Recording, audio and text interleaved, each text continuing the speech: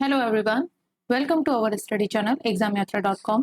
In this session हम modern history के topic Indian national movement को कवर कर रहे हैं और आज हम देखने वाले हैं Mahatma Gandhi and his ideas part 3।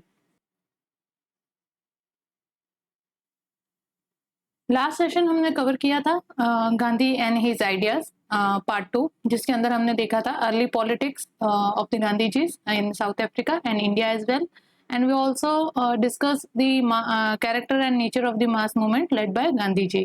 Then we have seen the strategy and we have discussed the strategy of struggle, truce struggle, and now we are here to discuss the Gandhian strategy of pressure and compromise. Pressure and compromise was also the part of Gandhi ji's strategy, same as struggle, truce struggle. That's why we are discussing here the pressure and compromise, Gandhian strategy of pressure and compromise.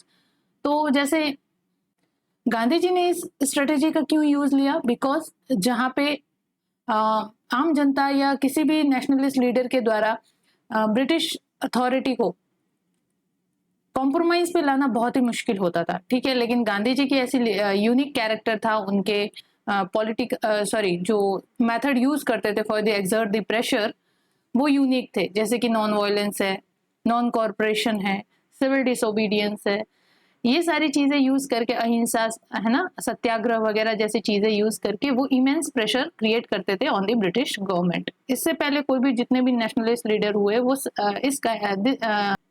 such kind of pressure was not able to create on authority. So that's why Gandhiji was unique, and Gandhiji's ideas and approaches was also unique to exert the pressure on British authority. That's why यहाँ पे हम पढ़ रहे हैं गांधी जी की strategy of pressure and compromise. तो पहले जितने नेशनलिस्ट लीडर थे वो यहाँ पे एजिटेशन शो करते थे, पॉलिटिकल एजिटेशन है ना। मॉडरेट्स का अगर देखो तो वो कॉन्स्टिट्यूशनल लिमिट में रहते हुए, और अगर एक्सट्रीमिस्ट का देखो तो वो थोड़ा एक्स्ट्रा कॉन्स्टिट्यूशनल मेथड यूज करते हुए, जैसे पैसिव रेजिस्टेंस वगैरह है, उन चीजों को यूज करते हुए प्रेशर क्रिएट करने की कोशिश करते थे, but they fail to create pressure on authority. Instead of creating pressure they face the suppression from the authority.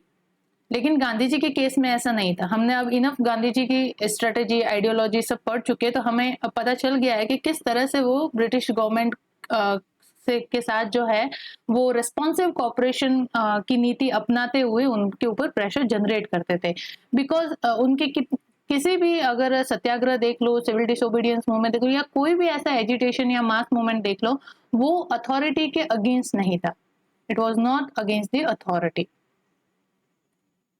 That's why Gandhi ji को कभी भी जो ब्रिटिश अथॉरिटी का सप्रेशन है वो झेलना नहीं पड़ा। इस वजह से वो हर सत्याग्रह भी अगर उन्होंने लॉन्च किया अगेंस्ट द ब्रिटिश गवर्नमेंट, तो वो सफल रहे उस चीज के अंदर, बिकॉज उनको सप्रेशन नहीं झेलना पड़ा।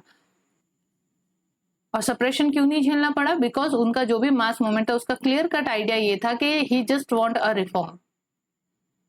जो भी ग्रीवेंसेस है उनको सुना जाए, ग्रीवेंसेस का रिड्रेसल हो। ही डोंट वांट कि ब्रिटिश अथॉरिटी को इंडिया से ओवरथ्रो कर दिया जाए, ही जस्ट वांट अ रिफॉर्म। तो यहाँ पे गांधी जी की स्ट्रेटेजी रहती थी, या फिर गांधी जी की अप्रोच रहती थी रिस्पॉन्सिव कॉर्पोरेशन की, रिस्पॉन्सिव कॉर्पोरेशन।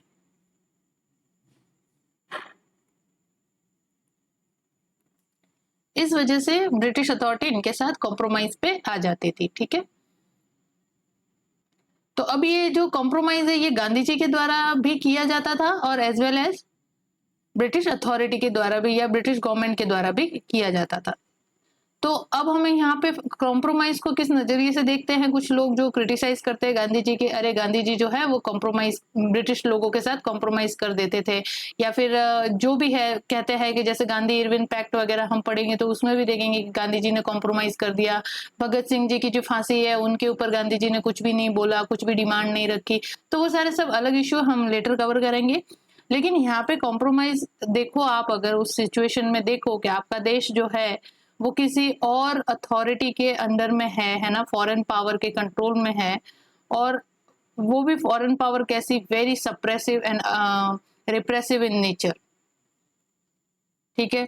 और वहां पे आप क्या डिमांड कर रहे हो? सेल्फ रूल और होम रूल जैसी डिमांड कर रहे हो, ऐसी टायरेनिक अथॉरिटी के सामने।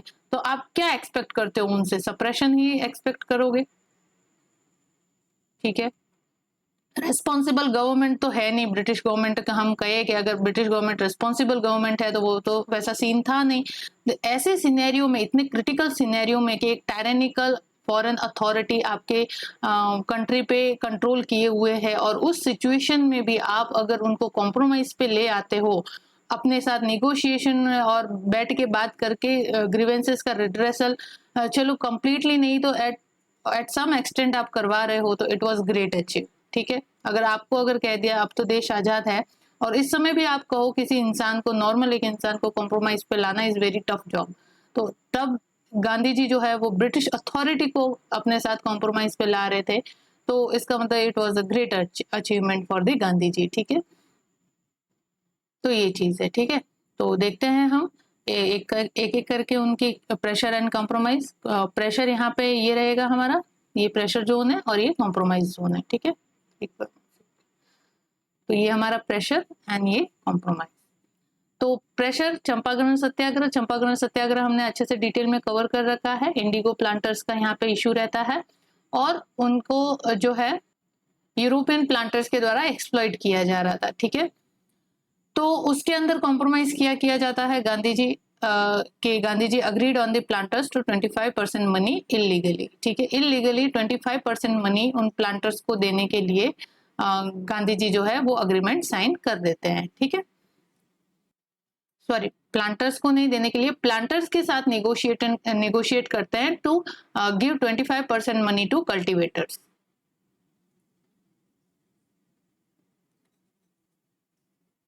तो यहाँ पे कल्टीवेटर्स को कुछ तो अमाउंट मिला, ठीक है, जो उनकी थोड़ी सी इकोनॉमिक हेल्प हो सके। तो पहले जो ये प्लांटर्स थे, ये इंडिगो प्लांट तो करवाते थे उनसे, लेकिन उसके बदले में उनको कुछ भी नहीं देते थे, ठीक है। और अगर देते भी थे तो कुछ थोड़ा अमाउंट दे देते थे, जिनसे उनकी कॉस्ट भी, के जो प्लांटेशन की कॉस्ट है वो भी निकल के नहीं आ पाती थी। तो दे वर एक्सप्लॉइटेटिंग बाय द यूरोपियन प्लांटर्स, ठीक है। तो दैट्स वाई यहाँ पे गांधी जी जो है वो कंप्लीट उनकी ग्रीवेंसेस का रिड्रेसल तो नहीं कर पाते, लेकिन एटलीस्ट 25% मनी जो है वो दिलवाने में यहाँ पे कामयाब रह जाते हैं, और प्लांटर्स के साथ बैठ के, यूरोपियन प्लांटर्स के साथ बैठ के ये कॉम्प्रोमाइज कर लेते हैं, ठीक है। देन आते हैं अहमदाबाद मिल स्ट्राइक पे। तो अहमदाबाद के अंदर भी उन्होंने hunger strike, first hunger strike launch की थी, और यहाँ पे प्रेशर क्रिएट किया था कि यही इश्यू था, क्या था कि जो मिल वर्कर्स है वो क्या चाह रहे थे, अपने वेजेस के अंदर इंक्रीमेंट चाह रहे थे, ठीक है। तो जब तक कि इनके वेजेस के अंदर इंक्रीमेंट नहीं हो जाता, इनके ग्रीवेंसेस को नहीं सुना जाता मिल के ऑनर के द्वारा, तब तक गांधी जी क्या करेंगे, भूख हड़ताल करेंगे।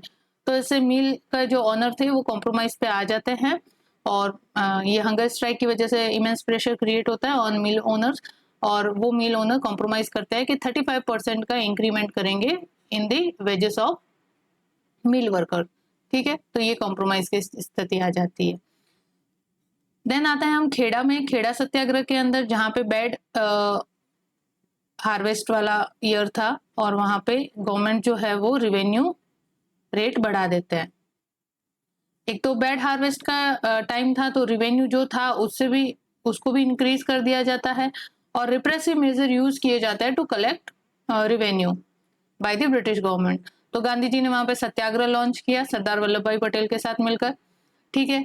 और इस खेड़ा सत्याग्रह से ही सरदार वल्लभ, पहले थे वल्लभ भाई पटेल, और उनके बाद इस खेड़ा सत्याग्रह में ही उनको टाइटल मिला सरदार का, ठीक है, by the women's of Kheda. They the women's of Kheda confer the title of Sardar to Sardar Vallabhbhai Patel. तो यहाँ पे उन्होंने नो रिवेन्यू कैंपेन चलाया था कि जब तक गवर्नमेंट आपके ग्रीवेंसेस का रिड्रेसल नहीं कर दे, उसको रिमिशन नहीं कर दे, रिवेन्यू को रिमिशन नहीं दे दे आपको, तब तक आप कोई रिवेन्यू यहाँ पे पे नहीं करेगा, ठीक है। तो नो टैक्स कैंपेन यहाँ पे चलाया गया। इसके अंदर फिर हम देखते हैं क्या कॉम्प्रोमाइज आया। गांधी जी ने कहा कि चलो जो पे कर सकते हैं उनको पे करना चाहिए, इस तरह का कॉम्प्रोमाइज उन्होंने किया। और ब्रिटिश अथॉरिटी में ने भी हमने खेड़ा सत्याग्रह पढ़ा, तो जो कुछ परसेंटेज थे उसके अंदर रिवेन्यू के कुछ परसेंटेज जो इंक्रीमेंट रेट थी ऑलमोस्ट 35% ऐसा कुछ था, तो उसको कम करके थोड़े से पॉइंट्स जो है वो कम कर दिए थे, ठीक है। और गांधी जी ने फिर जनता से भी ये कहा कि जो पे कर सकता है वो टैक्स जो है वो पे कर दे। तो इस तरह से प्रेशर एंड कॉम्प्रोमाइज की स्ट्रेटजी जो है वो गांधी जी अपनाते थे अपने हर मूवमेंट के अंदर। तो इसमें देखो कहीं सफलता मिलती है किसी सत्याग्रह या किसी मूवमेंट के अंदर, तो सफलता मिलती है, गांधी जी की डिमांड्स जो है वो पूरी हो जाती है, लेकिन कहीं कहीं गांधी जी की डिमांड को नहीं सुना जाता है और एक बीच का रास्ता निकाला जाता है, या कभी ब्रिटिश अथॉरिटी जो है वो अपने साइड के अंदर मतलब प्रभावी रहती है ना, इन्फ्लुएंशियल रहती है। तो यहाँ पे लेकिन इससे क्या फायदा होता है गांधी जी को, जितने भी सत्याग्रह, खेड़ा सत्याग्रह, ये अहमदाबाद मिल स्ट्राइक है, चंपारण सत्याग्रह, इसके कारण गांधी जी की जो एक पॉलिटिकल लीडर की इमेज है ना वो बिल्डअप होती है। पॉलिटिकल लीडर की इमेज के अंदर जो इंक्रीमेंट आता है, उनकी जो लोगों के द्वारा इनको एक पॉलिटिकल लीडर के रूप में देखा जाता है, अपने मसीहा के रूप में देखा जाता है, वो यहाँ से शुरू होता है, ठीक है। तो ऑल दिस सत्याग्रह भले ही उनको सक्सेस नहीं मिली हो, हर एक मतलब मान लो कोई भी जैसे चंपारण सत्याग्रह है, तो उन्होंने अगर लॉन्च किया तो हो सकता है कि उन्होंने कंप्लीटली जो कल्टीवेटर्स थे उनके ग्रीवेंसेस का रिड्रेसल नहीं करवाया हो, लेकिन कुछ कॉम्प्रोमाइज करवा के या कुछ स्थिति को इस तरह से मोल्ड करके गांधी जी ने अपनी जो पॉलिटिकल लीडर की इमेज है ना उसके अंदर इंक्रीमेंट जरूर कर दिया था, ठीक है। तो नेक्स्ट आता है हम पूर्ण स्वराज डिक्लेरेशन के अंदर जो 1929 में होता है, ये हम डिस्कस करेंगे आगे। तो पूर्ण स्वराज डिक्लेरेशन के अंदर गांधी जी, ये सब नॉन कॉर्पोरेशन मूवमेंट के बाद की बात है। तो यहाँ पे गांधी जी जो है डांडी मार्च के द्वारा सिविल डिसोबीडियंस मूवमेंट को लॉन्च करने की बात करते हैं और अपने 11 पॉइंट डिमांड रखते हैं in front of the British authority कि ये 11 डिमांड जो है ये फुलफिल की जाए इन 1930 के अंदर। लेकिन यहाँ पे कॉम्प्रोमाइज क्या आता है इस चीज का, मतलब सिविल डिसोबीडियंस मूवमेंट क्या था, ब्रिटिश अथॉरिटी पे प्रेशर जनरेट करने का एक साधन था, एक फैक्टर था। लेकिन जब गांधी और उस समय जो इरविन थे सेक्रेटरी ऑफ स्टेट, तो वो गांधी जी के साथ उनको पता था वापस ये एक सिविल डिसोबीडियंस जैसा मास मूवमेंट क्रिएट करेंगे अगेन। ब्रिटिश अथॉरिटी इस चीज से फिर अलर्ट हो चुकी थी और वो सोचते कि चलो गांधी जी के साथ कॉम्प्रोमाइज ही कर लिया जाए। तो गांधी जी ने यहाँ पे 11 पॉइंट्स डिमांड उनके सामने रखी, उनमें से कुछ डिमांड्स जो है मान ली गई और कुछ नहीं मानी गई, ठीक है। तो कॉम्प्रोमाइज यहाँ पे गांधी जी ने क्या किया कि अगर ब्रिटिश इस 11 पॉइंट डिमांड को एक्सेप्ट कर लेते हैं तो he would not launch civil disobedience movement against the British authority.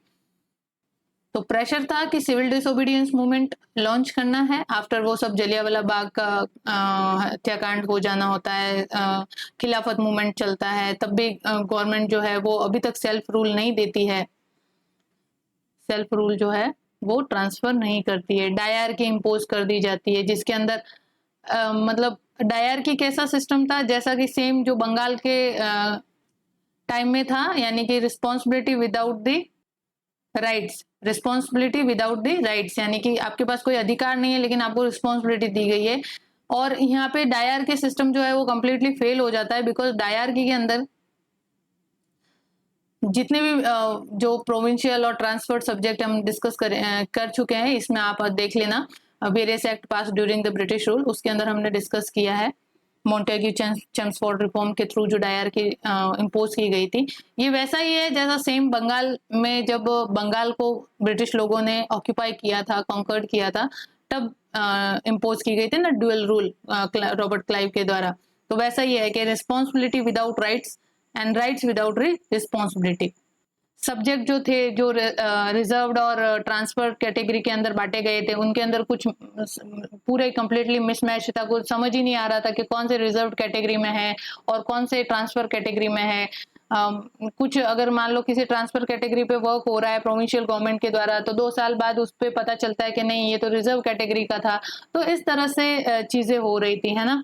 और जो मिनिस्टर्स बनाए गए थे प्रोविंशियल गवर्नमेंट के अंदर, तो वो उनको मिनिस्ट्री तो सौंप दी गई लेकिन उस मिनिस्ट्री का राइट्स ही नहीं है बिकॉज कंप्लीट जो डिसीजन मेकिंग का पावर है वो किन के पास है, एग्जीक्यूटिव काउंसिल या गवर्नर के पास रहता था, सॉरी गवर्नर वाइस रॉय या उनके पास है ना, वॉइसरॉय के पास। तो अब वो मिनिस्ट्री देके भी आप क्या, जब आप उस मिनिस्ट्री के लिए डिसीजन मेकिंग ही नहीं कर पा रहे हो, आपको फाइनल डिसीजन के लिए किस पे, वॉइसरॉय पे डिपेंड होना पड़ रहा है। तो इस तरह की वजह से डायर की कंप्लीटली जो है वो फेल हो गई थी। और डायर की ऑलरेडी जैसे ही मॉन्टेग्यू चेम्सफोर्ड रिफॉर्म लागू किया गया, वैसे ही इसकी क्रिटिसिज्म भी नेशनल लीडर के द्वारा शुरू हो चुकी थी। तो ये सारे घटनाक्रम जब चलते हैं और रॉलेट एक्ट पास होता है, उसके साथ ही जलियांवाला बाग मैसेकर होता है ना। और गांधी जी जो है वो रॉलेट एक्ट जब पास हुआ था तो उसके लिए मास मूवमेंट उन्होंने चलाया था, और जिससे जगह जगह पे, हर पूरे भारत के अंदर जगह जगह पे उन्होंने स्ट्राइक, पब्लिक स्ट्राइक जो है या मास स्ट्राइक जो है वो ऑर्गेनाइज करने के लिए एक डेट भी फिक्स की थी। तो वैसे ही जलियांवाला बाग के अंदर लोग इकट्ठा हुए थे और जनरल डायर ने उनके ऊपर गोलियां चला दी थी। और उसके साथ ही जनरल डायर को क्लीन चिट भी मिल गई थी, ठीक है ना। वो जलियांवाला बाग मैसेकर होता है, फिर कमीशन, हंटर कमीशन गठित होता है उसकी इंक्वायरी के लिए, और हंटर कमीशन ने जो जनरल डायर है उसको क्लीन चिट भी यहाँ पे दे दी थी। इस वजह से भगत सिंह जैसे रेवोल्यूशनरी जो थे उन्होंने, सॉरी भगत सिंह क्या, उधम सिंह जैसे रेवोल्यूशनरीज जो थे उन्होंने जनरल डायर का असैसिनेशन भी किया था, ठीक है। तो ये सारे घटनाक्रम होने की वजह से फिर मतलब पूरा फ्रस्ट्रेट होकर गांधी जी ने पूर्ण स्वराज डिक्लेरेशन, पहले तो सेल्फ रूल था with in the British dominion, अब पूर्ण स्वराज। पहले तो खाली स्वराज का डिमांड कर रहे थे, सेल्फ रूल, अब है पूर्ण स्वराज। ये पूर्ण स्वराज की डिक्लेरेशन गांधी जी ने सिविल डिसोबीडियंस मूवमेंट के लॉन्च के साथ ही रखी थी ये डिमांड। और इसके साथ ही 11 पॉइंट डिमांड जो है ये हम आगे पढ़ेंगे। 11 सूत्री जो शर्तें हैं वो रखी थी in front of the British authority, ठीक है। तो और उसके साथ कॉम्प्रोमाइज की क्या शर्त रखी कि अगर ब्रिटिश अथॉरिटी ये 11 पॉइंट्स जो है वो एक्सेप्ट कर लेते हैं, ये डिमांड हमारी एक्सेप्ट कर लेते हैं, तो he will not launch civil disobedience movement, ठीक है। तो ये था। और सिविल डिसोबीडियंस मूवमेंट लॉन्च करने का सिंबलाइज क्या है, दांडी यात्रा है ना, सिंबल है दांडी यात्रा या दांडी मार्च कह दो आप।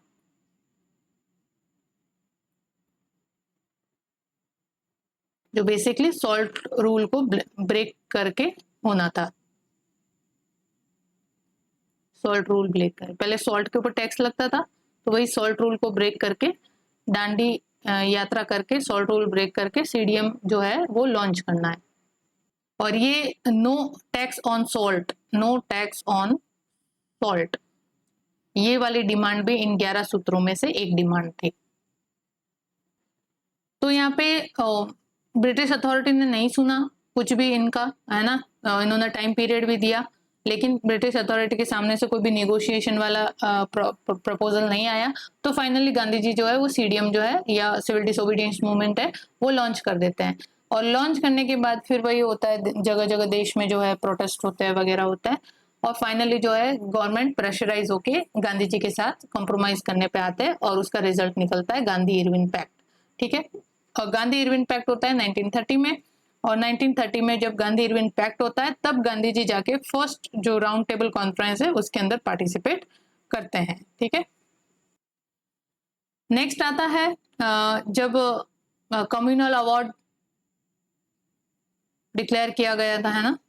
साइमन कमीशन आया था, पहले मॉन्टेग्यू चेम्सफोर्ड रिफॉर्म, फिर मॉन्टेग्यू चेम्सफोर्ड रिफॉर्म के साथ ही एक कमीशन गठित करने की बात की थी जो कि इंडियन अफेयर्स को अच्छे से मतलब स्टडी करे और उसकी रिपोर्ट दे, तो वो साइमन कमीशन था। साइमन कमीशन का बाइकआउट होता है और फिर भी उसके साथ जो है कम्युनल अवार्ड जो है वो डिक्लेयर कर दिया जाता है।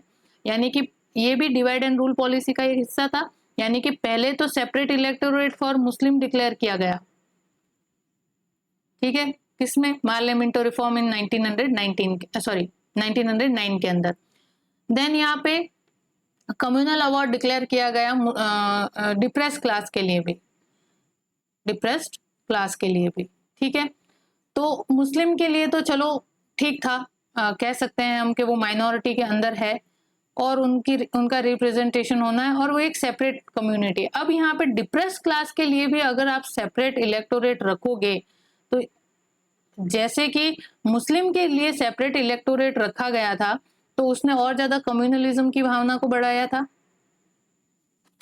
सांप्रदायिकता को और ज्यादा भड़काया। तो अगर डिप्रेस क्लास के लिए भी अगर रखोगे तो ये तो फिर वही है कि पहले हिंदू मुस्लिम को लड़ाया, अब हिंदू हिंदू यूनिटी को लड़ाया जाएगा। डिप्रेस क्लास जो है वो अपने आप को इस कंप्लीट जो हिंदू हिंदू यूनिटी है उसमें से अपने आप को अलग समझेगी, अपने सेपरेट राइट्स के लिए, अपने सेपरेट इंटरेस्ट के लिए, पॉलिटिकल इंटरेस्ट के लिए वो आवाज उठाएगी। तो इससे क्या होगा, हिंदू हिंदू यूनिटी जो है वो ब्रेक डाउन होगी।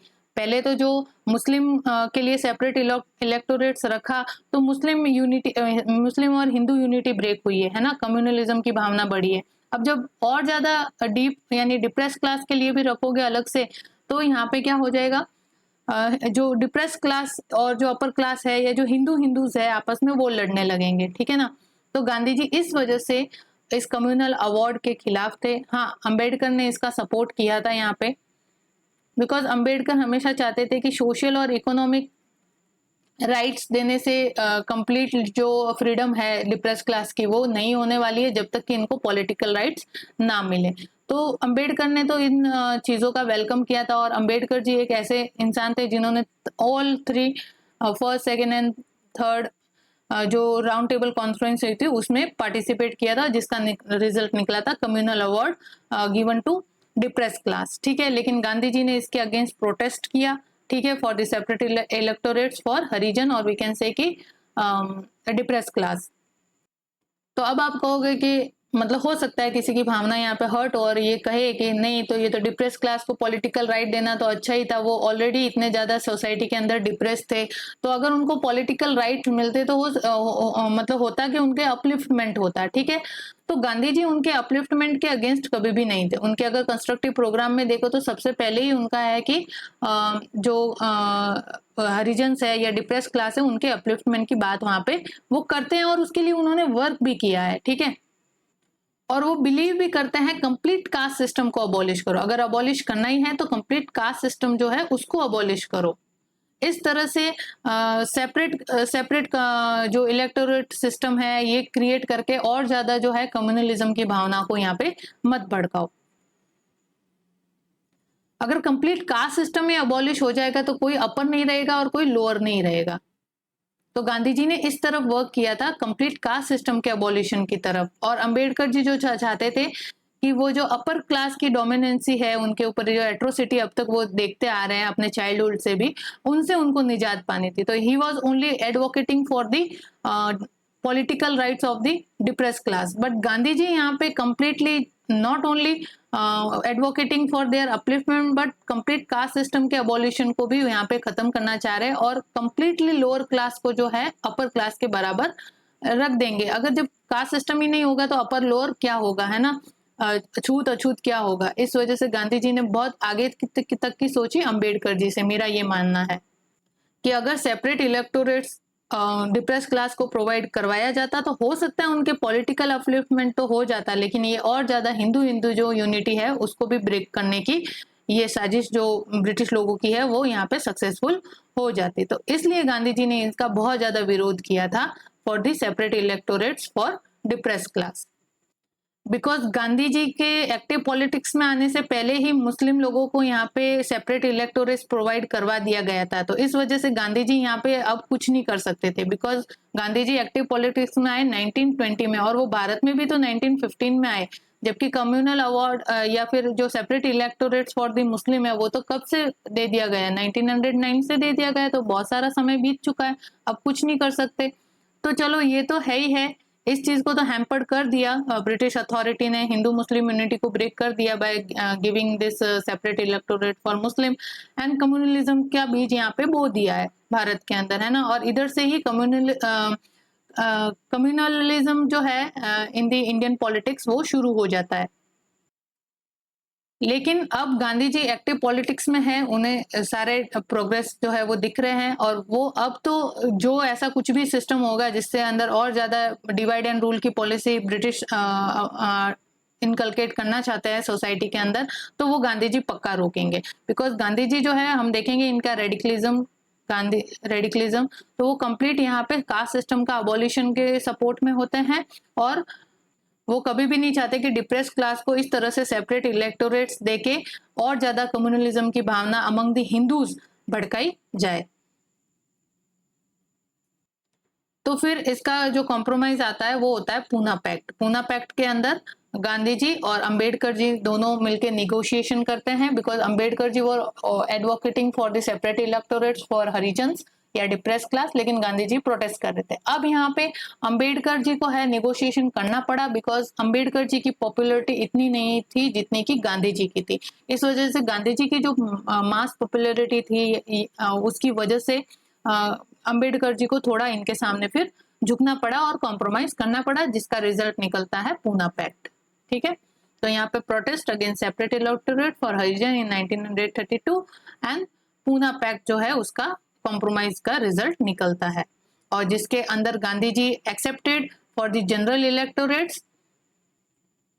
Electorates for the depressed class और हरिजन, एंड उनके लिए रिजर्व रख दो सीट। गांधी जी ने कहा चलो इनके लिए सेपरेट इलेक्टोरेट्स नहीं, तो इनके लिए सीट क्या करो आप रिजर्व रखो, सो दैट कि इनका भी इनफ रिप्रेजेंटेशन लेजिस्लेटिव काउंसिल में हो सके। तो general electorates with reserve seat Gandhi ji ने और अंबेडकर जी ने एक्सेप्ट किया, that is known as Poona pact. इस कम्युनल अवार्ड की वजह से ही गांधी जी ने जो 1932 में देखो गोलमेज सम्मेलन या राउंड टेबल कॉन्फ्रेंस 1930, 31 और 32 में होता है ना, और अंबेडकर जी ने तो तीनों में ही हिस्सा लिया था, जबकि गांधी जी ने जो है फर्स्ट में लिया, सेकंड में नहीं गए इसी कम्युनल अवार्ड की वजह से, और थर्ड में तो जाने का सवाल ही नहीं होता है। ब्रिटिश अथॉरिटी इतनी ज्यादा रिप्रेसिव हो जाती है कि वो कांग्रेस को ही जो है वो डिसबैंड कर देती है, और सारे जितने भी नेशनलिस्ट लीडर थे कांग्रेस के उनको सबको अरेस्ट करना यहाँ पे शुरू कर देती है। ठीक है ना, तो ये सीन होता है। अब देखते हैं हम गांधीयन रेडिकलिज्म। ठीक है, हमने जैसे डिस्कस किया कि जो गांधी जी के आइडियाज एंड अप्रोच थे they were more radical than the ideas and approaches used by the extremist. तो किस तरह से, फॉर एग्जांपल जैसे एक्सट्रीमिस्ट थे, उन्होंने क्या पेसिव रेजिस्टेंस अपनाया। ठीक है, पेसिव रेजिस्टेंस यानी वॉयलेंस, नो वॉयलेंस। ठीक है, बट उनकी जो ये नो वॉयलेंस थी वो सर्कमटेंसेस पे डिपेंड थी। जैसे ही सर्कमटेंसेस चेंज हुए, इनके ऊपर ज्यादा सप्रेशन होने लगा अथॉरिटी के द्वारा, तो उन्होंने नो वॉयलेंस का पाथ छोड़ के वॉयलेंस का पाथ अपना लिया। लेकिन गांधी जी के केस में क्या था, non violence as a principle उन्होंने यूज किया था। भले कुछ कैसे भी सर्कमटेंसेस हो जाए, this principle should not be break. अगर ये प्रिंसिपल ब्रेक होता है तो वो उस जो भी मूवमेंट चला रहे हैं और उसके अंदर ये प्रिंसिपल ब्रेक हुआ है तो वो उस पूरे मूवमेंट को ही सस्पेंड कर देते थे। ठीक है, तो इस तरह से गांधी जी की जो अप्रोच और आइडियाज थे वो बहुत ज्यादा रेडिकल इन नेचर थे। तो यहाँ पे हम अगर देखें तो this term is used for Gandhi ji's ideas in 1940s के टाइम पे, जब मतलब इनकी आइडियोलॉजी और अप्रोच जब स्टडी की गई वेरियस जगह, तो इसे कहा गया गांधीयन रेडिकलिज्म। यानी गांधी जी के आइडियाज एंड अप्रोच को स्टडी की गई तो गांधीयन रेडिकलिज्म एक चीज सामने आई कि how Gandhi's ideas and approaches were differ from the other nationalist leader. तो उनको फिर गांधीयन रेडिकलिज्म के नाम से शुरू मतलब स्टडी की गई इनके आइडियाज एंड अप्रोच को। तो यहाँ पे जो idea related to total abolition of caste system, तो यहाँ पे गांधी जी जो है, आप आगे देखोगे तो कास्ट मूवमेंट हुए है ना, हमने कास्ट मूवमेंट पढ़े, तो उसमें हम क्या पढ़ रहे हैं कि जो जो लोअर क्लास के लोग हैं या जो डिप्रेस क्लास के लोग हैं वो किनसे मतलब निजात पाना चाहते हैं, अपर क्लास से, है ना। अपर क्लास की जो डोमिनेंसी है उसके अगेंस्ट लोअर क्लास जो है वो अपने मूवमेंट चला रही होती है। इवन अपर क्लास में भी देखो तो जो अपर क्लास थे उनको किनसे सबसे इशू थे, ब्राह्मण क्लास से, है ना। तो अपर क्लास में भी जो अपर क्लास नॉन ब्राह्मण क्लास थी वो ब्राह्मण क्लास के अगेंस्ट मूवमेंट चला रहे थे। यानी कंप्लीटली जो कास्ट मूवमेंट है वो ब्राह्मण अगेंस्ट जो थे वो ब्राह्मण क्लास था, है ना, ब्राह्मण क्लास के अगेंस्ट था। लेकिन गांधी जी ने जो मूवमेंट चलाया इस कास्ट या अपर क्लास, लोअर क्लास या हरिजन के अपलिफ्टमेंट को, तो वो बेस था complete abolition of caste system के ऊपर। अगर हरिजन का अपलिफ्टमेंट करना है, डिप्रेस क्लास का अपलिफ्टमेंट करना है, तो वो इस तरह से नहीं होगा कि उनको पॉलिटिकल राइट्स दो, उनके सोशल राइट्स सिक्योर करो, उनके इकोनॉमिक राइट्स सिक्योर करो। वो सब करने के बाद भी लोगों के मन में जो है वो कहीं ना कहीं अपर क्लास और लोअर क्लास की जो भावना है वो रहती है। तो क्यों ना जो इसका ये रूट है उस पर वर्क किया जाए। अगर कास्ट सिस्टम ही नहीं होगा तो कोई अपर और कोई लोअर होगा ही नहीं।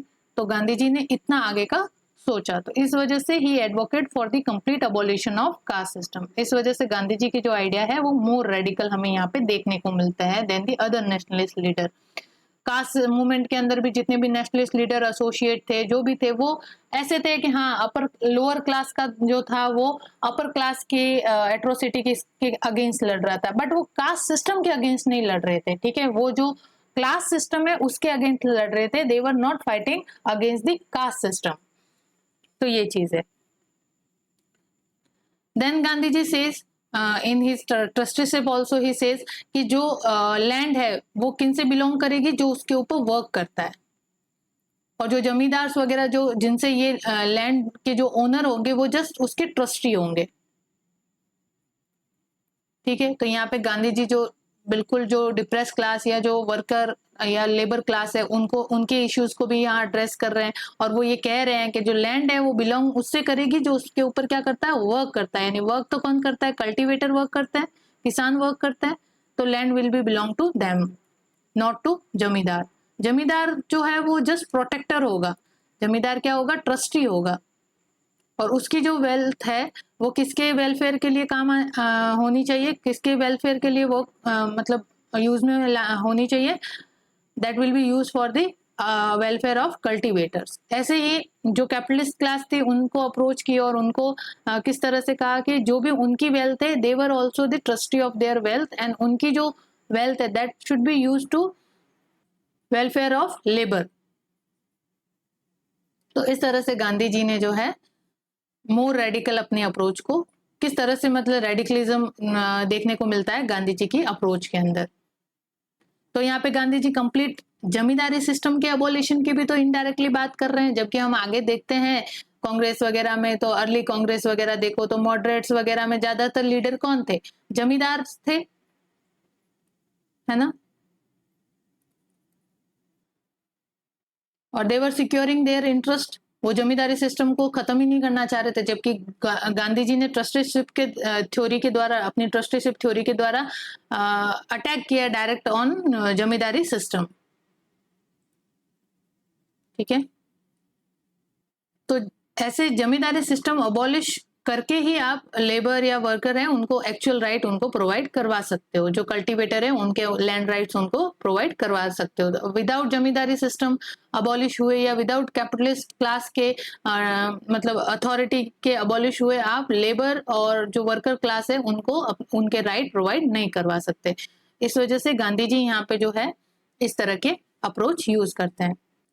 तो गांधी जी ने यहाँ पे डायरेक्ट अटैक नहीं किया, वो बहुत ऐसे मतलब कम शब्दों में और इनडायरेक्ट वे में एड्रेस करते थे। अब जमींदारों को क्या कह दिया, ट्रस्टी कह दिया। ठीक है, वो ये भी तो कह सकते थे कि जमींदारी सिस्टम को अबॉलिश करो, तो इससे क्या होता है, जमींदार क्लास जो है वो कंप्लीट अगेंस्ट हो जाती किनके, गांधी जी के। लेकिन गांधी जी को सबको साथ में लेके चलना था। उनको पता था कि सब साथ में होंगे then only it will be possible to attainment of the freedom of India. तो यहाँ पे गांधी जी उनको डायरेक्ट अटैक नहीं करते हुए इनडायरेक्ट अटैक करते हैं और उनको कितनी अच्छी उपाधि देते हैं कि आप तो क्या हो, ट्रस्टी। ठीक है, तो ऐसे इससे मतलब सम्मानजनक तरीके से उनको जो है जमींदारी सिस्टम अबॉलिशन करने की बात वो कहते हैं। देन गांधी जी कहते हैं कि अगर आपको अग्रेरियन रिफॉर्म्स को प्रमोट करना है तो आपको जो है इंटरमीडिएटरीज जो होते हैं उनको अबॉलिश करना पड़ेगा। ठीक है, जो किसान और मार्केट के बीच में उनकी फसल को जो बेचने के बीच में जो इंटरमीडिएटरीज होते हैं उनको यहाँ पे अबॉलिश करना होगा। देन ओनली जो एक्चुअल प्रॉफिट है किसान का वो उनको मिल पाएगा। अदरवाइज तो बीच में जितना कमीशन होता है वो ये बिचौलिए ले जाते हैं। तो इंटरमीडिएट का रोल यहाँ पे आपको खत्म करना होगा, then only agrarian reform will be possible. Then हम देखें कि idea of the mass movement उनका क्या था कि फाइनल स्ट्रगल है, ठीक है, एज अ फाइनल स्ट्रगल है मास मूवमेंट।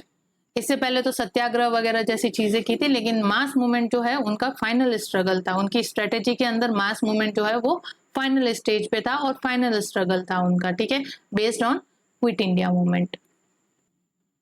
और क्विट इंडिया मूवमेंट ने और क्विट इंडिया मूवमेंट के लिए जो मास मूवमेंट चलाया that is known as quit India movement. तो यहाँ से गांधी जी की अप्रोच भी चेंज होती है। जब गांधी जी रिस्पॉन्सिव कोऑपरेशन की नीति अपना रहे थे, सत्याग्रह वगैरह, सिविल डिसोबीडियंस मूवमेंट वगैरह ये सारे लॉन्च करके वो रिस्पॉन्सिव कोऑपरेशन ब्रिटिश अथॉरिटी के साथ रिलेशन में रख रहे थे। लेकिन इनके बाद क्विट इंडिया मूवमेंट है, नॉन कॉर्पोरेशन मूवमेंट है, इनके साथ ही गांधी जी की अप्रोच भी चेंज हो जाती है, रिस्पॉन्सिव कोऑपरेशन से नॉन कॉर्पोरेशन पे आ जाते हैं।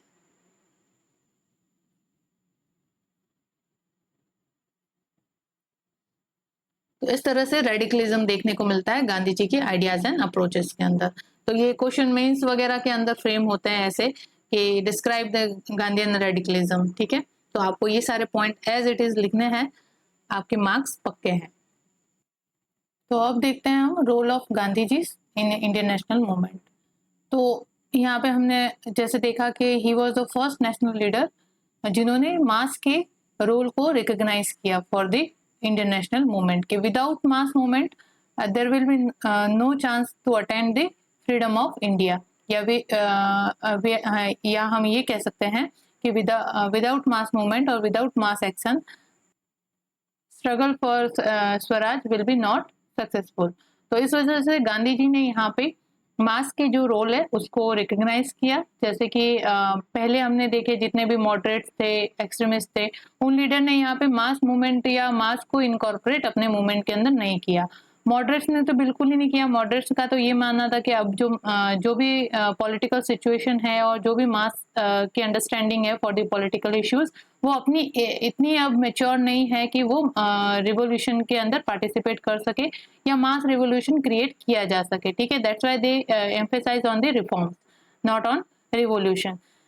फिर इनसे थोड़ा सा एक्स्ट्रा जाते हैं एक्सट्रीमिस्ट के ऊपर। तो एक्सट्रीमिस्ट ने यहाँ पे मास के रोल को रिकॉग्नाइज तो किया, बट मास को इन एक्चुअल वर्ड के अंदर या इन एक्चुअल में प्रैक्टिकली मास को अपने मूवमेंट के अंदर इनकॉर्पोरेट नहीं कर पाए। जो एक्सट्रीमिस्ट आइडियोलॉजी है वो भी जस्ट जो एजुकेटेड लोग थे उनके तक ही कॉन्फाइंड रह पाती है, और जो लोअर क्लास या फिर वी कैन से कि जो मास है इंडिया की, जैसे लेबर है, पीजेंट है, ये जो रियल मास है जो एक पॉपुलेशन का बहुत बड़ा हिस्सा कवर करता है, उनको इनकॉर्पोरेट करने में ये असफल रहते हैं। लेकिन गांधी जी की बात करें अपन, तो गांधी जी ने नॉट ओनली अपने मतलब भाषण के अंदर मास के रोल को या मास एक्शन को रिकॉग्नाइज किया या उनको एम्फेसाइज किया, बट उन्होंने प्रैक्टिकली भी मास को जो है अपने मूवमेंट के अंदर इनकॉर्पोरेट किया या शामिल किया। तो इस वजह से he was the first national leader who recognize the role of mass, और we can say action of the mass for the struggle for national liberation in contrast to earlier leader. और जैसे कि जिस तरह से मॉडरेट और extremist के जो मूवमेंट्स थे वो ओनली एजुकेटेड मिडिल क्लास तक ही कॉन्फाइंड थे, लेकिन गांधी जी का जो मास मूवमेंट था वो सोसाइटी, इंडियन सोसाइटी के हर एक सेक्शन को जो है वो एड्रेस करता था। तो इस वजह से हम कह सकते हैं कि गांधी जी ने इंडियन सोसाइटी के वेरियस सेक्शन को यहाँ पे मोबिलाइज करने का काम किया, चाहे वो वर्कर हो, पीजेंट हो, कैपिटलिस्ट हो, स्टूडेंट हो, लॉयर हो और अदर प्रोफेशनल क्लास जो हो, उन सभी को अपने मूवमेंट के अंदर इनकॉर्पोरेट करने का प्रयास किया, या वी कैन से कि हर एक ईच सेक्शन को इन्होंने मोबिलाइज करने का भी काम किया। और सबसे बड़ा काम किया वुमेन को अपने जो मास मूवमेंट है उसके अंदर इनकॉर्पोरेट करने का काम। जहाँ पे एक्सट्रीमिस्ट अगर देखो आप, तो रिवोल्यूशनरी एक्टिविटीज ज्यादातर जो है वो पुरुषों के द्वारा परफॉर्म की गई। उसमें जो महिलाओं का रोल था वो बहुत ही ज्यादा कम था। थी एक दो महिलाएं जो रिवोल्यूशनरीज रही हुई है, बट इतनी ज्यादा मात्रा में अगर कहे तो नंबर ऑफ द वुमेन्स जो थे इनके साथ कम एसोसिएट थी मॉडरेट्स और एक्सट्रीमिस्ट के साथ, ठीक है। पुरुषों की प्रधानता इस मूवमेंट के अंदर ज्यादा रही, जो मूवमेंट मॉडरेट और एक्सट्रीमिस्ट के द्वारा लेड किए गए। लेकिन गांधी जी के मूवमेंट के अंदर देखो तो मेजोरिटी जो वुमेन्स है they played a crucial role. तो गांधी जी का रोल रहता है कि he mobilize the various section of the society, ठीक है, मेन चीज। नेक्स्ट है यहाँ पे कि instead of having a compromising stand, उन्होंने ब्रिटिश अथॉरिटी के खिलाफ और वी कैन से कि स्वराज के गोल के सेंटिमेंट्स को प्रमोट करने का काम किया, ठीक है। कॉम्प्रोमाइजिंग नेचर या स्ट्रेटेजी को अपनाते हुए भी गांधी जी ने अपनी पॉलिटिकल या जो पॉलिटिकल लीडर की इमेज है वो इतनी ज़्यादा स्ट्रॉन्ग कर ली कि वो इस चीज़ में एबल हो गए कि वो ब्रिटिश गवर्नमेंट के खिलाफ लोगों के मन में सेंटिमेंट जो है वो एरप्ट कर सके, और जो स्वराज के गोल को प्राप्त करने की जो लोगों के अंदर सेंटिमेंट्स है उसको भी ये यहाँ पे राइज कर सके, इतनी ज्यादा इनकी पॉपुलैरिटी यहाँ पे बढ़ जाती है। तो कॉम्प्रोमाइज स्टैंड होते हुए भी गांधी जी ने जो है अपनी इमेज के थ्रू, अपने आइडियाज एंड अप्रोच के थ्रू ब्रिटिश अथॉरिटी के खिलाफ एक बहुत बड़ा मास मूवमेंट जो है क्रिएट कर चुके थे। ये वी कैन से मास को गैदर कर चुके थे for the launching the movement against the British authority, और उन्होंने लोगों को मन में स्वराज के गोल को लेके भी सेंटिमेंट जो है वो उत्पन्न कर दिए थे।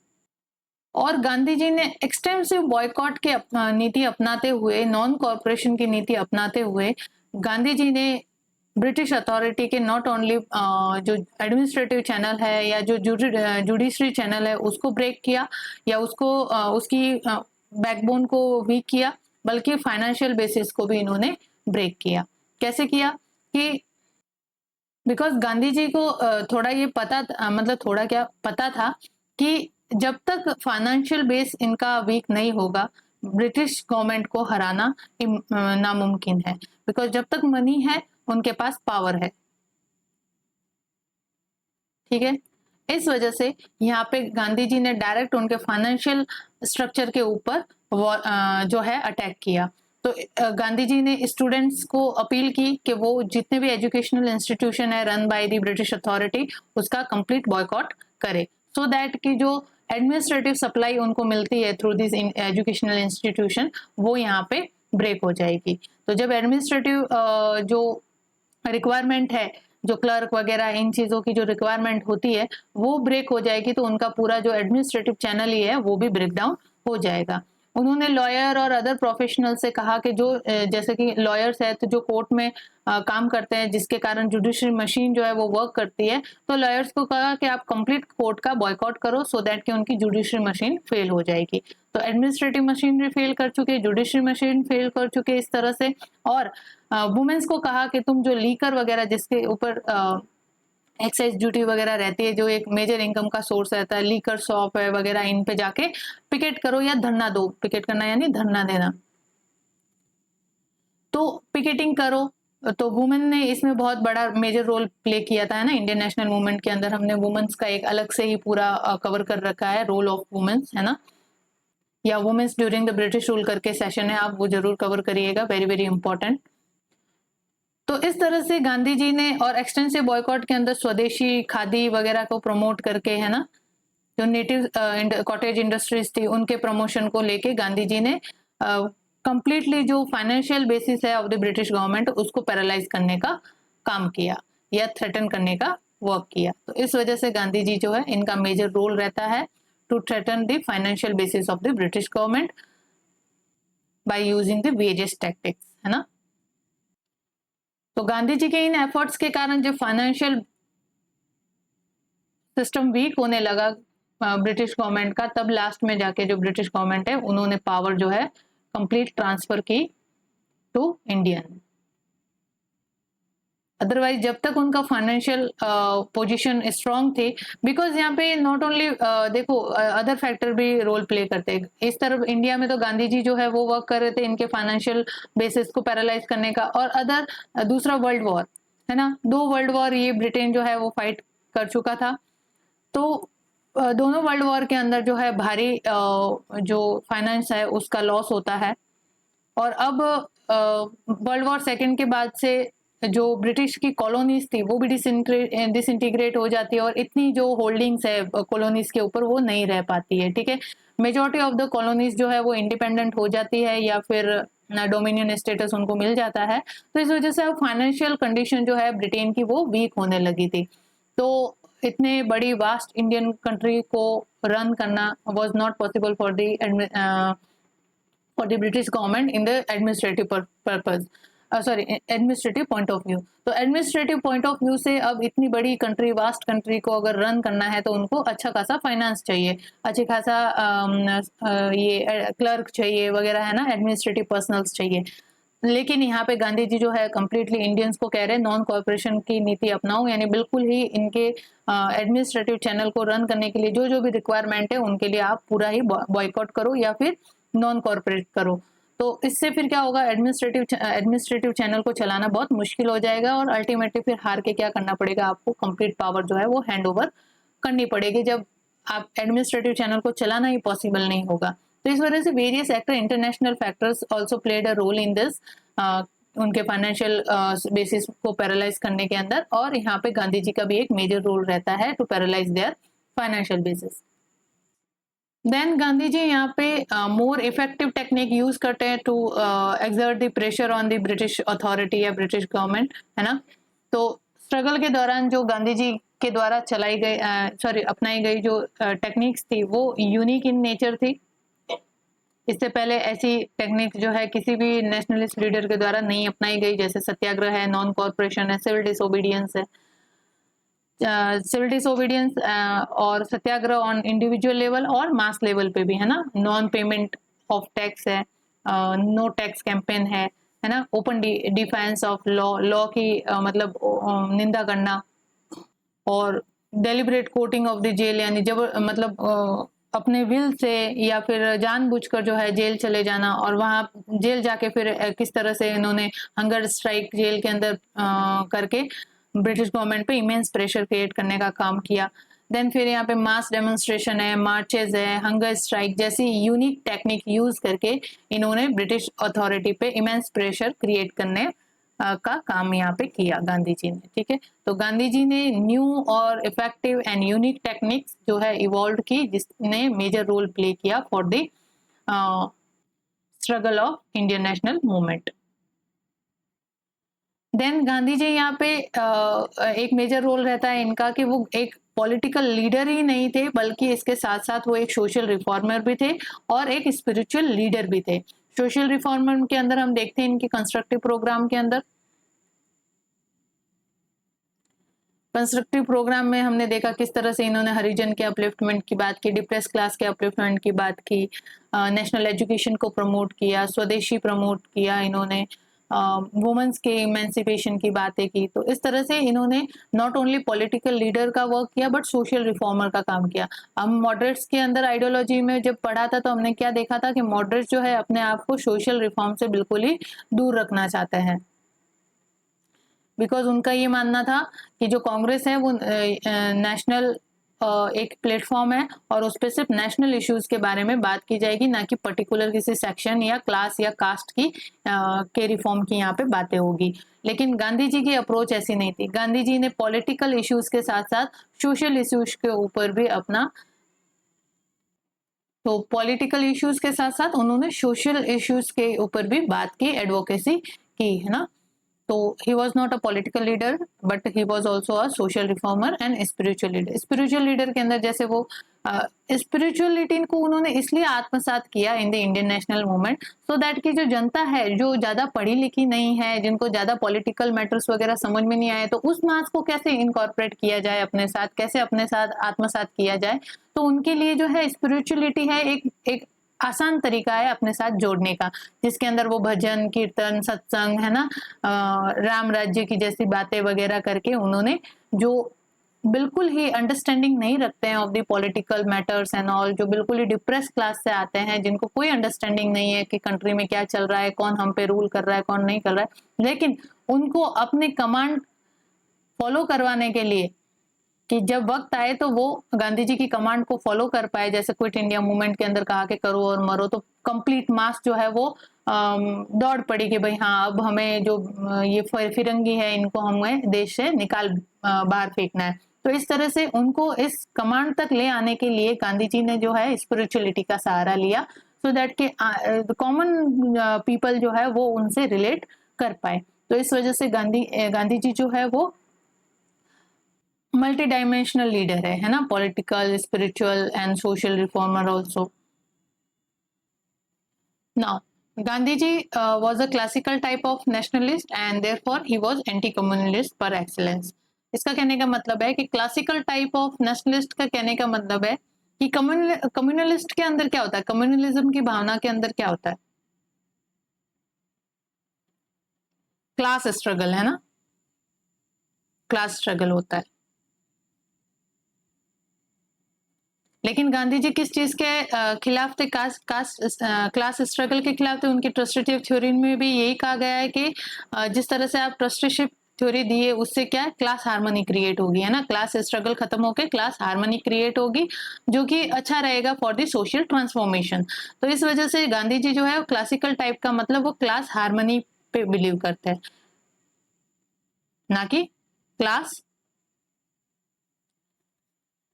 स्ट्रगल के कॉन्सेप्ट पे. इस वजह से वो जो थे एंटी कम्युनलिस्ट थे. Then he promoted language and literature. ठीक है, गुजराती उनकी जो मातृभाषा थी उनके अंदर उन्होंने खूब कविताएं वगैरह और लिटरेचर को प्रमोट किया, है ना. और जगह जगह पे इन्होंने ये भी प्रमोट किया कि जो मदर टंग के अंदर स्कूल्स है वो ओपन हो, यानी जो वर्नाकुलर एजुकेशन है उसको प्रमोट करने की बात कही, यानी मदर लैंग्वेज के अंदर स्कूल्स वगैरह में एजुकेशन होनी चाहिए. तो उन्होंने लैंग्वेज एंड लिटरेचर को भी प्रमोट किया, मेन इनका ये रहता है वर्क, है ना. देन वो खुद भी इवॉल्व होते हैं और दूसरों को भी इंस्पायर करते हैं for the involvement of numerous centre to train cadre of self sacrificing personal worker, कि जो सेल्फ सैक्रिफाइस कर सके देश के लिए, ऐसे पर्सनल्स जो है या ऐसे लोग है उनको ट्रेन करने का काम करे ये ट्रेनिंग सेंटर.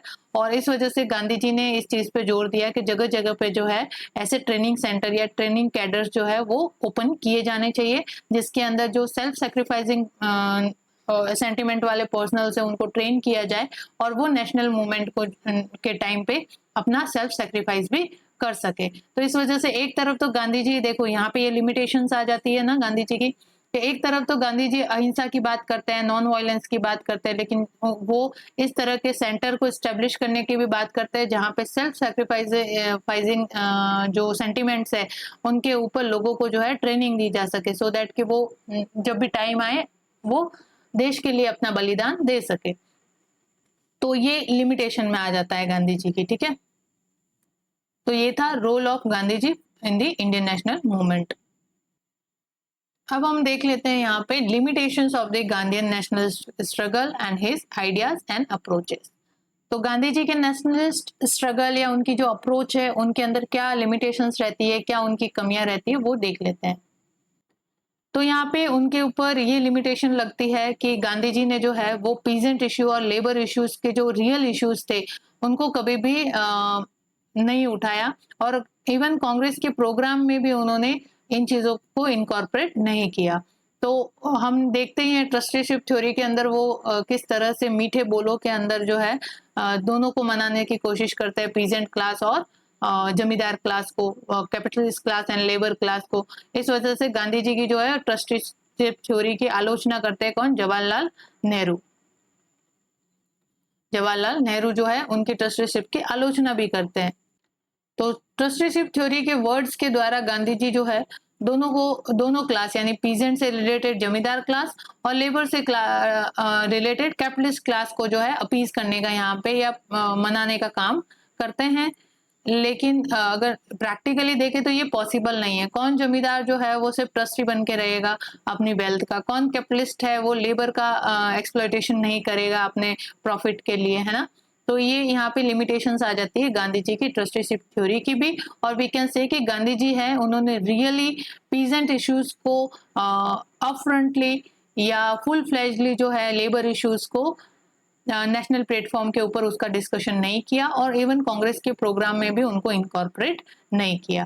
तो यहाँ पे हमें क्या मतलब अगर हम लिमिटेशन के अंदर देखें तो हम ये कह सकते हैं कि गांधी जी जो है वो प्रो जमींदार और प्रो कैपिटलिस्ट थे, है ना. लेकिन ऐसा नहीं है। अगेन मैं कहती हूँ कि अगर आप दूसरे एंगल से देखो, दूसरा एस्पेक्ट देखो इसका, तो वो यहाँ पे क्लास हार्मनी क्रिएट करना चाह रहे थे। अगर वो पीजेंट इशू को उठाते तो वो जमींदार क्लास उनके अगेंस्ट हो जाती, और अगर जमींदार का सपोर्ट करते तो पीजेंट जो है वो उनके अगेंस्ट हो जाते। लेकिन उनको पता था कि इंडिया की वेरियस सेक्शन जो है, जब सब एक साथ होंगे, जब क्लास हार्मनी क्रिएट होगी, देन ओनली ये जो फ्रीडम और जिसके सपने हम देख रहे हैं वो पॉसिबल हो पाएंगे। लेकिन जब तक क्लास स्ट्रगल चलता रहेगा, लोग अपने आपस में ही लड़ते रहेंगे और किसी का भी ध्यान इंडियन नेशनल मूवमेंट की तरफ न जाके ओनली अपने इंटरेस्ट की लड़ाई के अंदर ही लगा रहेगा। तो वो इस चीज को खत्म करना चाहते थे, क्लास स्ट्रगल को खत्म करके क्लास हार्मनी स्टेब्लिश करना चाहते थे। इस वजह से उन्होंने इस तरह की ट्रस्टीशिप थ्योरी देके दोनों ही लोगों को अपने वर्ड से अपीज करने का काम किया। देन उनकी एक लिमिटेशन रहती है कि उन्होंने रिलीजियस इशू को इनकॉर्पोरेट किया इन दी पॉलिटिक्स, लाइक सपोर्ट टू खिलाफत मूवमेंट है ना। खिलाफत मूवमेंट जब पढ़ेंगे हम देखेंगे कि क्यों चला खिलाफत मूवमेंट। तो इसका मेन कारण था रिलीजियस इशू। जो टर्की का कैलिफ था, और जब फर्स्ट वर्ल्ड वॉर के बाद यहाँ पे जो अलाइज पावर थी वो जीत जाती है, तो जो सेंट्रल पावर में जो देश आते थे उनकी कॉलोनीज को जो है ये अलाइज जो है आपस में बांटते हैं, ठीक है ना।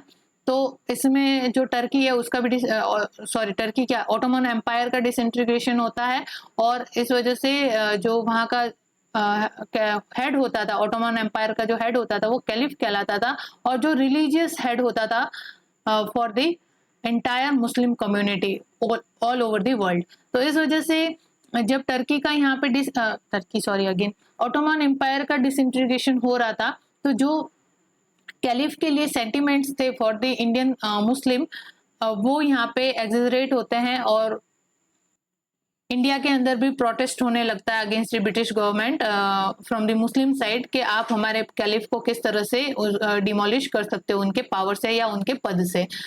तो गांधी जी भी जो है इस चीज को यहाँ पे सपोर्ट करने लगते हैं, और खिलाफत मूवमेंट के अंदर जो है, खिलाफत मूवमेंट के साथ साथ नॉन कॉर्पोरेशन मूवमेंट जो है वो स्टार्ट कर देते हैं साथ ही साथ में। तो इस वजह से नॉन कॉर्पोरेशन मूवमेंट और खिलाफत मूवमेंट दोनों ही जो है साथ साथ लॉन्च होते हैं, और गांधी जी जो है इनकी कॉमन लीडरशिप होते हैं, और इस वजह से ये दोनों ट्विन मूवमेंट भी कहलाते हैं, ट्विन मूवमेंट यानी जुड़वा मूवमेंट भी कहलाते हैं।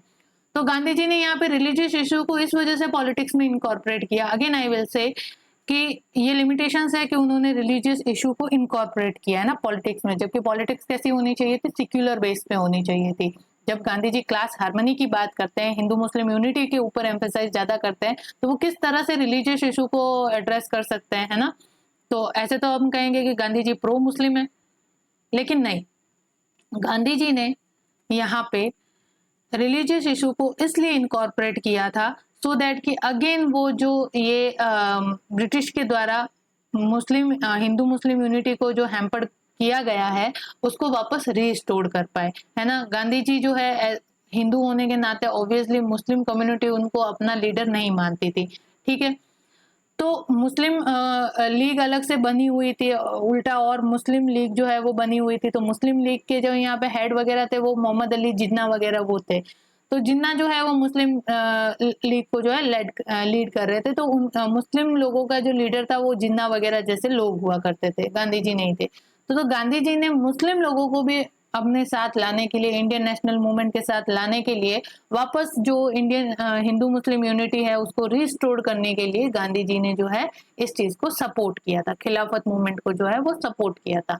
तो गांधी जी पे आरोप लगता है कि गांधी जी जो है वो रिलीजियस इश्यू को भी पॉलिटिक्स में ला रहे हैं, जबकि वो एक तरफ तो class harmony Hindu Muslim unity की बात करते हैं और वो मुस्लिम इश्यूज को पॉलिटिक्स के अंदर ला रहे, लेकिन उनका जो मोटिव्स है वो दूसरा था। वो वापस चाहते थे कि हिंदू मुस्लिम जो यूनिटी है वो रिस्टोर हो सके। तो अगर गांधी जी खिलाफत मूवमेंट को सपोर्ट करेंगे तो मुस्लिम लीग भी उनके साथ सिंपैथाइज रखेगी कि अरे हमारे इश्यूज को, या जो मुस्लिम कम्युनिटी है इंडिया की वो गांधी जी से सिंपैथी रखना स्टार्ट कर देगी कि अरे गांधी जी जो है वो नॉट ओनली हिंदू के लीडर है बल्कि वो हमारे इश्यूज को भी इक्वली ट्रीट करते हैं।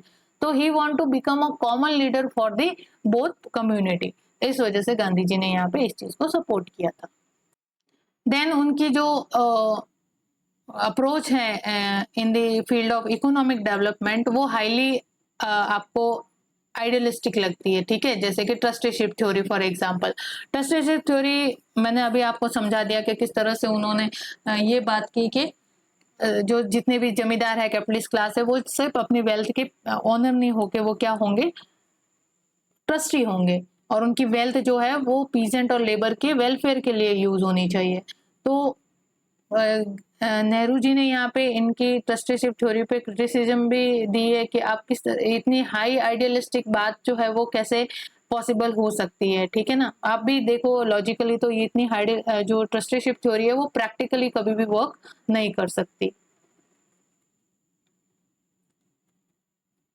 तो नेहरू जी ने इस वजह से कहा कि तो इस तरह से किस तरह से उन्होंने क्रिटिसाइज किया कि इस तरह से तो हर ब्रिटिश अथॉरिटी है या जो ब्रिटिश पर्सनल है वो ये कहता है कि हम तो जो है वो व्हाइट मैन बर्डन थ्योरी यही कहती है ना कि हम तो जो है इंडिया को सिविलाइज करने के लिए आए हैं, हम इंडिया का भला करने के लिए आए हैं, भी हम इंडिया को रूल करने के लिए नहीं आए हैं, हमारा इंडिया को रूल करने का कोई मोटिव नहीं है। तो इस तरह से वो भी तो यही कहता है कि हम तो इंडिया के क्या है, ट्रस्टी है, रूलर नहीं है, हम क्या है, ट्रस्टी है।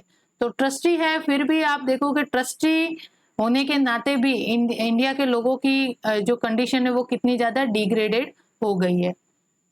तो किस लिमिट तक जो है, किस एक्सटेंट तक ये ट्रस्टीशिप थ्योरी इस चीज को जस्टिफाई कर सकती है ना। तो इस वजह से यहाँ पे लिमिटेशन हो जाती है गांधी जी की ट्रस्टीशिप थ्योरी पे कि वो हाईली आइडियलिस्टिक है, जो प्रैक्टिकली पॉसिबल नहीं है। Then his Harijan work was also criticised by Ambedkar, ठीक है। और ये हरिजन वर्क जो है मैं आपको अभी बता देती हूँ, गांधी जी के जो कंप्लीट हम गांधी जी पढ़ते हैं तो उसके अंदर उनके हरिजन वर्क भी पढ़ते हैं। तो हरिजन वर्क हमने ऑलरेडी कवर कर रखा है कास्ट मूवमेंट के दौरान, ठीक है ना। गांधी जी के हरिजन वर्क को कास्ट मूवमेंट के दौरान हमने कवर कर रखा है। तो आप ये जो चीज है आप वहां से कवर करिएगा, ठीक है। इस सेशन के अंदर हम इसको अलग से वापस कवर नहीं करेंगे, रिपीट हो जाएगा। तो Harijan work of the Gandhi ji है, we have already covered in the caste movement session, ठीक है। तो वो आप वहां से कवर करिएगा। तो जो हरिजन वर्ग था गांधी जी का, उसको अंबेडकर के द्वारा क्रिटिसाइज किया गया कि गांधी जी जो है वो ओनली डिप्रेस क्लास के सोशल और इकोनॉमिक अपलिफ्टमेंट की बात करते हैं, है ना। उनके पॉलिटिकल अपलिफ्टमेंट की बात गांधी जी नहीं करते हैं। जबकि अंबेडकर क्या कहते हैं कि without political rights social and economic upliftment is worthless, ठीक है। कोई मतलब नहीं है सोशल और इकोनॉमिक अपलिफ्टमेंट का जब तक पॉलिटिकल राइट्स नहीं है, ठीक है। तो इस तरह से के गांधी जी के हरिजन वर्ग को भी अंबेडकर के द्वारा क्रिटिसाइज किया गया। Then some historians also write कि वो जस्ट बिलीव करते थे, गांधी जी जो है वो बिलीव करते थे लोगों के हृदय के परिवर्तन के लिए, है ना, change of the heart, but actual social system को वो चेंज करने की मंशा नहीं रखते थे। तो ऐसा तो नहीं है, हमने देखा लिमिटेशन तो है कि वो जो है लोगों के हृदय के परिवर्तन के ऊपर बात करते थे लेकिन सोशल सिस्टम को चेंज करना नहीं चाहते। तो हम गांधीयन रेडिकलिज्म में ये कैसे पढ़ सकते हैं, है ना। तो गांधीयन रेडिकलिज्म में तो हमने देखा है कि गांधी जी जो है सोशल रिफॉर्मर भी थे और सोशल रिफॉर्म के अंदर वो कंप्लीट कास्ट सिस्टम के अबॉलिशन जैसी बात करते हैं, है ना।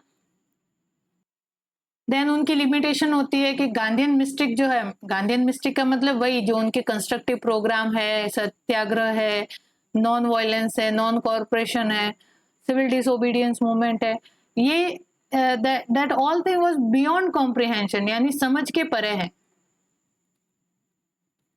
ठीक है, समझ के परे है। तो ये लिमिटेशन होती है कि Gandhian mistake was also considered beyond the comprehension. तो ऑब्वियसली इन चीजों को समझने के लिए अभी जो इंडियन मास है वो इतनी ज्यादा एजुकेटेड या इतनी ज्यादा फिलोसफिकली एडवांस नहीं थी कि इन चीजों को वो समझ सके। तो लेकिन गांधी जी के इन्हीं मिस्टेक्स ने, नॉन कॉर्पोरेशन, सिविल डिसोबीडियंस जैसी चीजों ने really very important role play किया है for the attainment of the freedom, ठीक है।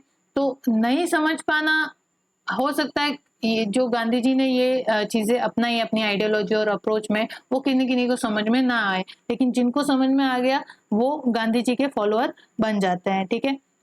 और उन्हें पता था कि without Gandhi ji Indian national movement जो है वो किस तरफ जाएगा पता नहीं, ठीक है। इससे पहले भी एक्सट्रीमिस्ट आए, मॉडरेट्स आए, रिवोल्यूशनरीज आए, ठीक है। रिवोल्यूशनरीज ने तो डायरेक्ट अटैक करना ही शुरू किया, तो फिर अटैक से डर के फॉरेनर यहाँ से क्यों नहीं चले गए। लेकिन आप देखो जिस तरह से जिस स्ट्रेटजी से गांधी जी ने प्रेशर एक्सर्ट किया, ब्रिटिश गवर्नमेंट को फिर लास्ट में मजबूर होना पड़ा अपने पावर को हैंड ओवर करने के लिए इंडियंस को, ठीक है। तो ये रहती है लिमिटेशंस ऑफ द गांधी जी। आपको आता है question, right the limitations of the Gandhian nationalistic struggle and approaches, तो आपको तो लिखनी है, ठीक है। तो इसी के साथ हम ये सेशन एंड करते हैं। I hope you like this session and please do like and share and comment to our YouTube channel that is examyatra.com and please is humble request to you, please support our effort by liking and subscribing and sharing our channel link. Thank you.